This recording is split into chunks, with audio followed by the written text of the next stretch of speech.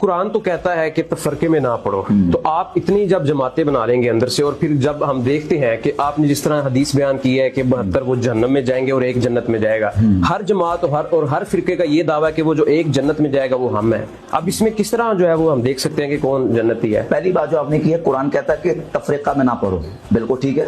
ہم کب کہتے ہیں کہ فرقوں میں بٹ جاؤ، اور احادیث طیبات میں بھی حکم نہیں دیا گیا کہ تم فرقوں میں بٹو، بلکہ یہ بتایا گیا کہ فرقے بنیں گے، تم ان میں سے جو مسلمانوں کی جماعت ہے اس کے ساتھ رہو.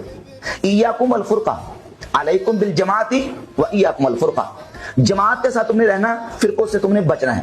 اب قرآن مجید میں جو حکم ہے واعتصموا بحبل اللہ جمیعا ولا تفرقوا، اللہ کی رسی کو مضبوطی سے تھامے رکھو اور فرقوں میں مت بٹ جاؤ. اللہ کی رسی کیا ہے؟ اسی آیت کی تفسیر سیدنا عبداللہ ابن مسعود رضی اللہ تعالیٰ عنہ بیان کرتے ہیں.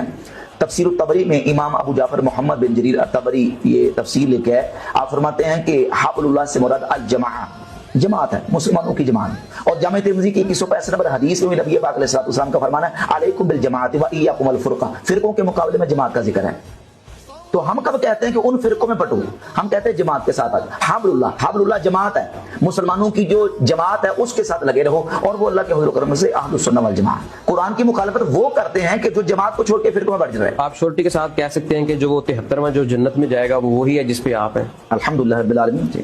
ہمارا یقین کامل ہے، پورا وثوق ہے، پورا ہمارا یہ پکا محکم عقیدہ ہے کہ وہ اہل السنہ والجماعہ ہے، اور اس پر بحمد اللہ تعالی ہم دلائل قائم کر سکتے قرآن و سنت سے.